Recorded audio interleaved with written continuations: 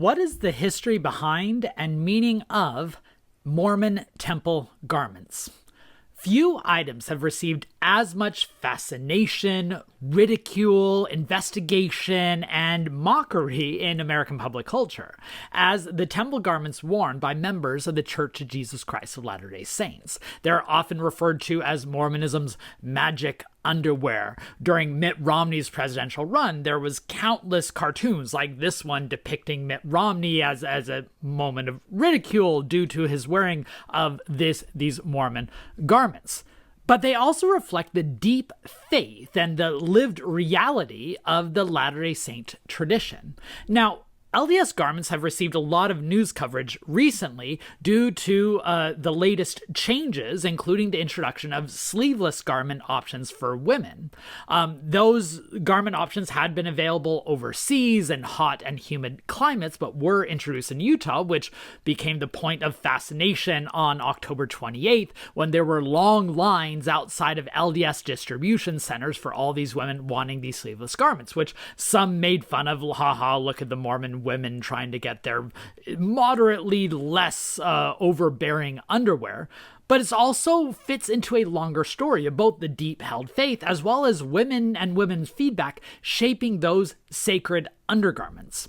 So what's the history behind them? Now, they're tethered to LDS temple rituals, which is why there's a lot of secrecy surrounding them, or at least they view it as sacred, and therefore Latter-day Saints don't like to discuss it in public, although that has been changing lately, as I'll discuss later. The church has been a lot more open in discussing the garments, their marks, the beliefs behind them, which has opened up a broader spectrum of acceptable discourse. But they have fundamentally changed LDS garments over the years in ways that tell us a lot about Mormon tradition, the broader American culture, and the members who wear them. And for many, the debates over garments reflect some central issues within modern Mormonism over patriarchal priorities on the one hand, but also the centrality of women's experience in the other. So, in this video, I'd like to provide some of the historical background, surveying the developments of 185 years of LDS temple garments, and then discuss some of the contemporary debates and meanings, a discussion that has been made possible due to the church itself being more upfront in discussing the garments. So let's dig in.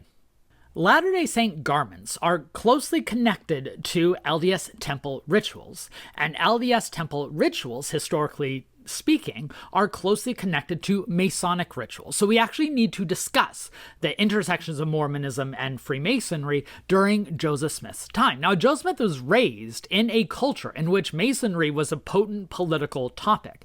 There were many prominent figures, including founding fathers in the United States, who participated in the Fraternal Order of Masonry, which had its own code words and rituals and practices and networking.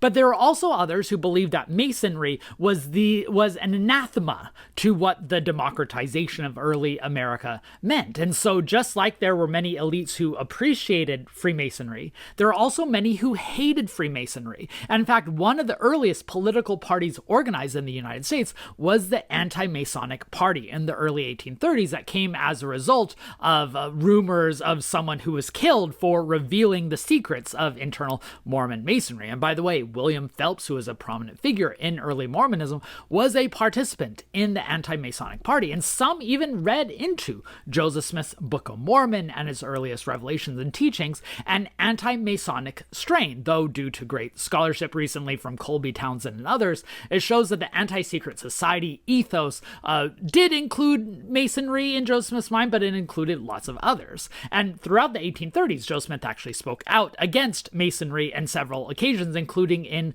Liberty Jail. To Joseph Smith and many Latter-day Saints, Masonry represented the type of institutional secret society and degraded form of Christianity that American Christian primitivism had denounced, looking at those types of rituals and activities as the corrupted practices when compared to the pure forms of Christianity that Mormonism was trying to restore. But this shifts in Nauvoo. And yes, I'll do a whole video on early Mormon and Masonry at some point in the future. Go ahead and drink to the reference. But this shifts in Nauvoo for two primary reasons. One, Joseph Smith comes to see the political practicality of Masonry, that it puts him in touch with a lot of the influential figures in the state of Illinois, and so therefore he recognized the benefits of joining that order. And second, as part of what I call Joseph Smith's Abraham Project in 1841 and 1842, he saw in Masonry a connection to the type of rituals and practices that he claimed were in place a long time ago and now needed to be restored. He referred to the Masonic rituals, for instance, as the ancient order of things. So Joseph Smith starts affiliating with Masonry in late 1841 when the Masons create a lodge in Nauvoo in early 1842. And as Joseph Smith is introduced to Masonry, we see a flowering of several crucial developments in Nauvoo. It's at the same time that the latter chapters of the Book of Abraham is produced, and I actually argue, again, a topic for another video, that the latter chapters of the Book of Abraham have a distinct context in Nauvoo connected to Joseph Smith's Abraham practice. Is the revisions of the view of the temple, where Joseph Smith goes from seeing the Nauvoo temple from just a replica of the Kirtland temple to something that's going to be incorporating new types of practices. It's during this time that Joseph Smith revises the doctrine and practice of polygamy. And it's also the time that Joseph Smith oversees the creation of the Relief Society, and he uses Masonic language every time he speaks of the Relief Society, who are meeting in the very same room as some of the earliest Masonic rituals. And so when Joseph Smith introduced the endowment ritual on May 4th, 1842, just weeks after his introduction to Masonry, he and others saw the close connection. Heber C. Kimball, in fact, said that there is a similarity of priesthood in Masonry. Joseph Smith taught that Masonry was just the remnants of the past temple rituals. And so this new temple practice and the associated garments are going to be connected to this broader tradition of Masonry in America, though now appropriated to new ends. By the way, if you enjoy this type of nerdy content of digging into the past and understanding its relevance, especially in a Mormon context, make sure you're subscribed to this channel. I try to do deep dives on topics every Monday. I try to connect the past to the present, like the topic of LDS garments on Wednesdays. And then on Fridays, I pull back the curtain to talk about historiographical issues, either interviewing authors of new articles or books, or talking about particular historical questions and digging into the primary sources so that you too can get the skills of historical labor. If you want to give back, and I'm so appreciative of those who have given back, you can consider becoming a member of the channel, which gives you early access to the videos. I also strongly recommend subscribing to my Kit newsletter, the link to which you can find in the video description, which will give you a bi-weekly or so update on all the various activities I'm doing and things that I think you should know about. And then remember, on this YouTube channel, every first Wednesday of the month at 7 p.m. Mountain Time, I do a live discussion here on YouTube, which are often really fun and widespread conversations. So I hope you join the next one. All right, let's get back to the history. When Joseph Smith introduced endowment rituals drawing from Masonic practices in early May of 1842, we assume that also included introducing the temple garment. But we don't know for sure because we don't have documents from that year itself, though we have plenty of documents from the ensuing few years, so before the Saints leave Nauvoo, that refer back to this. So we may not fully know, and it's likely there is some evolution, but there are some things that I think it's safe to assume.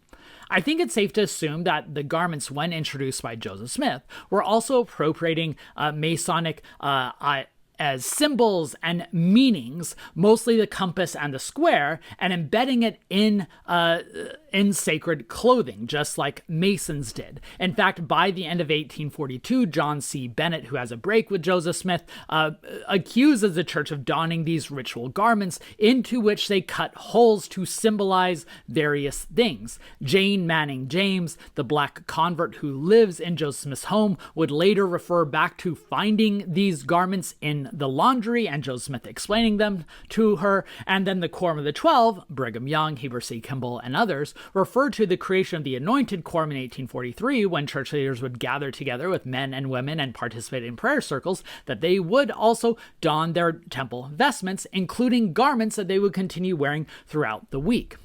There's also a question of whether Joseph Smith and Hiram Smith were wearing garments at the time that they were killed in Carthage, with a later robust folkloric history of saying that, well, one of the reasons they were killed was they decided to take off their garments, which left them helpless in Carthage. I don't think we can put too much significance into that, but what we can put significance is into the stories that Willard Richards, who was at Carthage jail and unlike John Taylor left unwounded, was in his story wearing garments, and that was the origins of one of the first stories told about garments being a sacred shield to the person wearing them. And so that story takes on a large position within the Latter-day Saint tradition and shapes how many view how they should wear garments. Now, where we start getting clear documentary record of these garments that are different from just the temple robes that are worn during the rituals, but are worn at all times as underclothing, is during the Nauvoo Temple in late 1845, 1846, just before the saints leave Nauvoo. They finish constructing the Nauvoo Temple, and that's where we get some of the most important and explicit references, not just of the garment's creation, but what they looked like and how they were understood. One of the most important documentary sources we have is a diary kept by William Clayton for Heber C. Kimball, who by this time was about the second in charge of the church behind Brigham Young. They were still leading as the core of the 12 apostles, but Brigham Young was acting as a default president. And in the diary, recording what they were doing in the Nauvoo Temple that William Clayton kept for Kimball, he records that the women were assigned to, quote, cutting and making robes and garments for those participants. And I want to pause on that point for a minute because it's significant to note that from the very beginning, this is given to a field of women's labor, that women are assigned to create these garments and oversee them, even though they are constructed with the approval and with the oversight of LDS men. So it's done with priesthood oversight, but it's still controlled by women. We also get Heber C. Kimball giving instructions to temple participants on December 21st, 1845, again recorded in that diary kept by William Clayton, which gives some of the best hints at how the Latter-day Saints understood them. And this is a big block quote that I'll go ahead and put on the screen here. Our garments should be properly marked, and we should understand those marks, and we should wear those garments continually, by night and by day, in prison or free. And if the devils in hell cut us up, let them cut the garments to pieces also. If we have the garments upon us at all times, we can at any time offer up the signs. So there you see both this insistence on the protection provided by the garments, as well as the connection to the signs and tokens to the afterlife. He goes on, it would be a good thing for us to put on our garments every day and pray to God and in prayer circles, and we can do so with safety. You all want to get garments, and you need not wait to get fine linen or bleached cotton for your garments. Shirting and sheeting will do for garments. The women can cut theirs from the cuts on their husbands. We don't want you to come here and take up the time to cut your garments. Go to a good faithful sister and secret yourselves and make your garments. We have been crowded too much, and we have got to stop it. So a few important things there. One, they're noting that you should wear your garments every day. Two, it's a personal preparation, right? You take your undergarments, and then the women, again, the insertion of the women and their authority and creation of them, will show you how to cut them, where to cut them, into what symbols, and then you come to the temple with those symbols and the undergarments already cut. Within a decade, by the way, we see them start shifting from not just cutting the holes in the garments, but once they are cut in the temple by the women, you go home and you stitch them up, and the stitching stands in for those symbols. So a few key lessons that we can learn from these early introduction of the temple garments in late Nauvoo and early Utah. One, Heber C. Kimball, Brigham Young, and others claim that they were doing this as an extension of what Joseph Smith had taught them, implying that this is one of these divine rituals passed down from the first prophet. Second, it's a private duty that you do it once you go to the temple, but you do it with your own garments at your own home, of course, with women participating. Three, women are expected to cut the garments, therefore making it holy and stitching up the holes as a holy practice, demonstrating the women's involvement that often gets overlooked. And fourth, it still revolves around this priesthood power, the sacred benefits and blessings that come through the priesthood oversights of connecting your ritualized participation to a clothing that literally touches your skin. Now let's talk about how LDS temple garments evolve over the years. Throughout most of the 19th century, it remains in those things that I mentioned before. You cut and stitch the symbols, often the women cut and stitch the symbols of your own undergarments. You do it at home, although there is renewed attention with the completion of the pioneer temples in the 1870s, 80s, and then 90s. And soon LDS leaders increasingly spoke of garments providing spiritual power and physical protection as a much more dominant theme in this public discourse. And then in the early 20th century, we start seeing consolidation. And the person who drove this more than anyone else, at least at the start, is Joseph F. Smith, the president of the church from 1901 to 1918, son of Hiram Smith, nephew of Joseph Smith. He saw these garments as a core pinnacle of LDS identity. Perhaps increasingly so as they're having to give up other core parts of the identity like polygamy. He saw these garments as something that connect them back to Joseph Smith, and therefore all Latter-day Saints should participate in a standardized form of garments, and they should not be changed or altered. He instructs all temple presidents to teach new temple rituals on how to effectively wear their garments and create their garments. Soon, private companies start producing garments on their own. Here is a 1908 advertisement from a clothing store, which among lots of different clothing you can buy, you can see with the highlighted portion, you can buy temple garments for a low price as well. So you see it's still decentralized.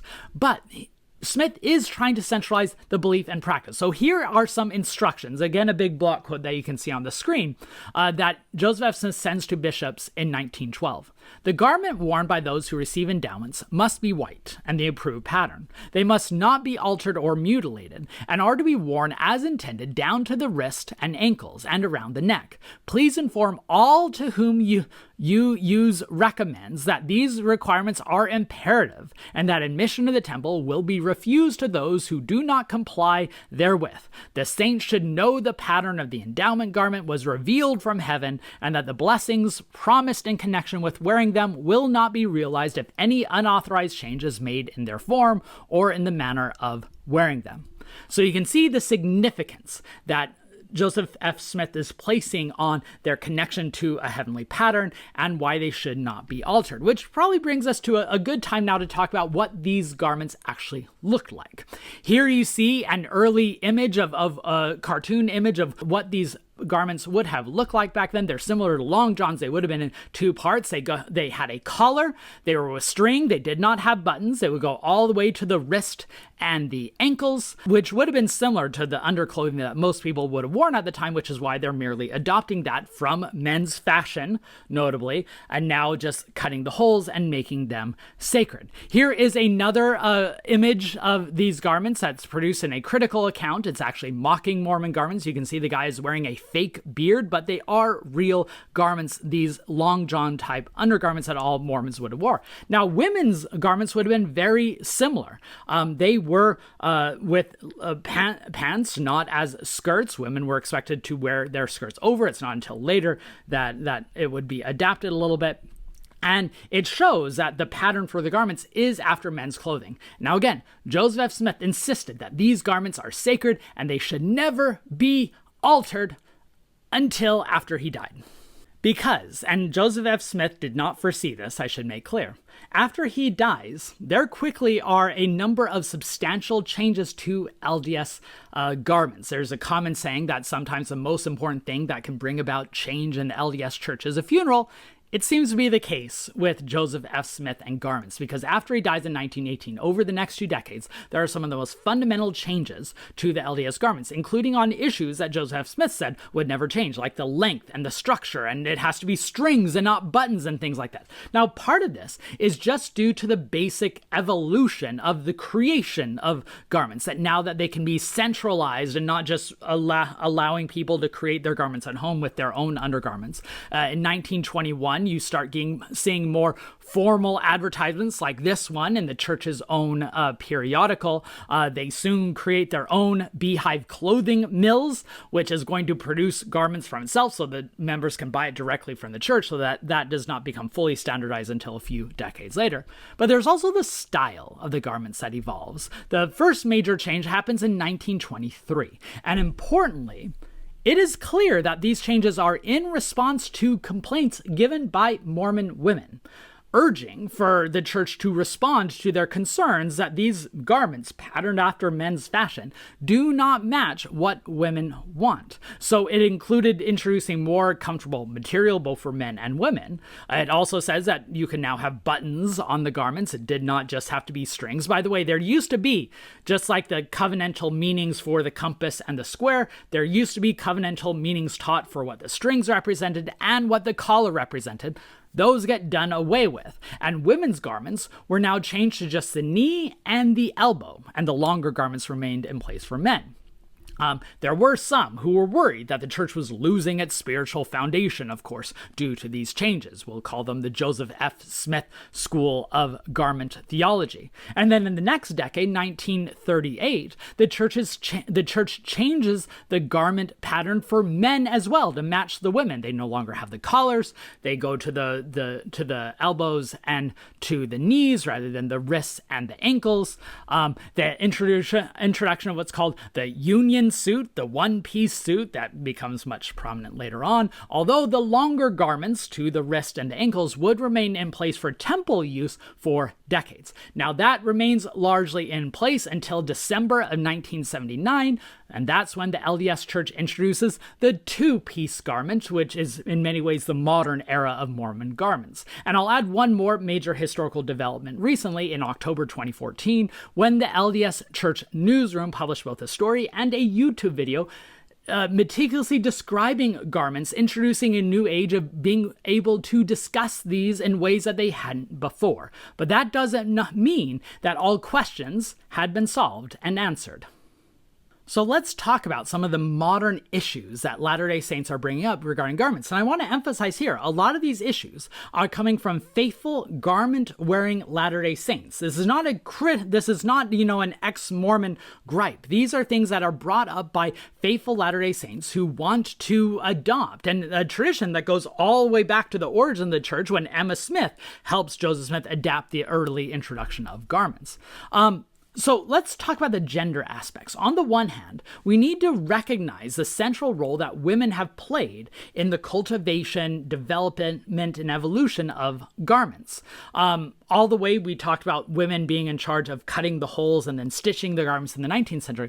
In the mid-20th century, the Relief Society is put in charge of producing garments when that is standardized and is produced by the beehive clothing mills. The Relief Society is placed in charge of overseeing that, showing this continued connection between women and garments, even if men are often, the final say over how it looks and what it's done, because men retain control over the style. Now, more recently, women have raised lots of problems, and I shouldn't say more recently, this is issues that women have been raising for a long time, over style as well as sanitation, and how the women's garments bring up health issues, not just style issues, although they also raise issues concerning body positivity, sexual desire. There's often a joke that Mormon garments are the best sexual protection that available, and so people are raising the questions of whether these garments actually fit the modern world. And we see the church responding to those concerns, introducing new styles for women garments in 2018, and then additional styles in 2024, and then broadly in 2025, the more recent being the shoulderless variety, although the other versions included cloth, included style, that were responding to the very real health and sanitation, as well as style concerns of Mormon women. So it's important, before I go on, I want to emphasize, it's important to remember that women have helped create, revise, and sacralize these garments from the very beginning. Then there's also the debate over the supernatural elements of these garments.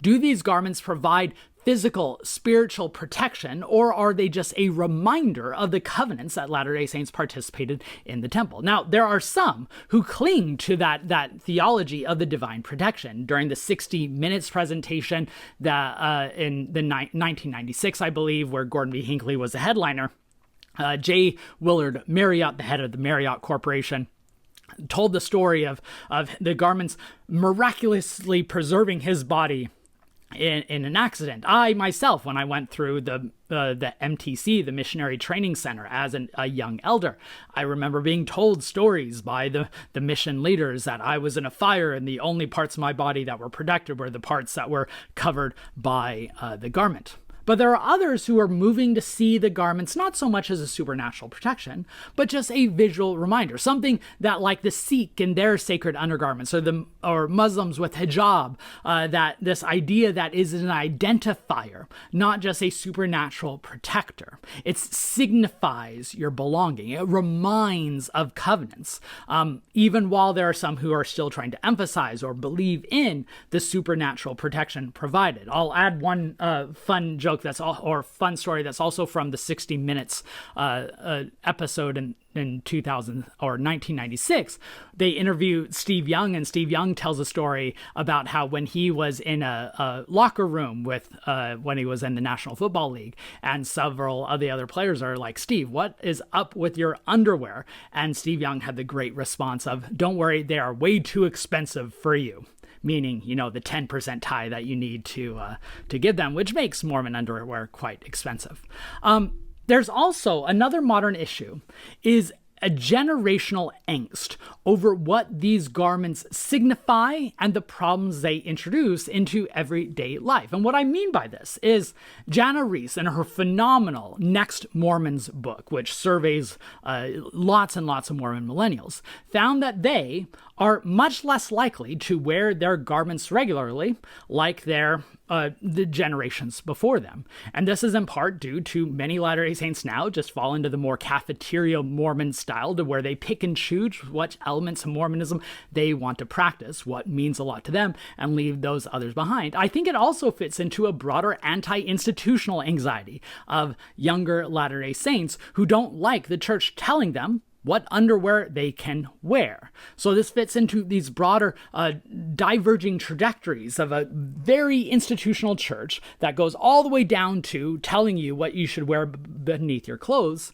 to people saying, no, those are personal decisions that I should follow. And maybe I'll wear garments going to the temple, or maybe I'll wear them when I'll go to church, but I don't need to wear them elsewhere. And we can see church leadership growing concerned over these issues. The Utah Area Presidency issued a statement in April 22 denouncing the casual and inconsistent wearing of garments among Latter-day Saints, which is often gendered to be referring to women, a message that was reaffirmed by none other than Dallin H. Oaks in his April 2024 General Conference talk, reasserting that you really need to be wearing your garments at all times and not take a day off. So you see here this major cultural conflict that garments symbolize.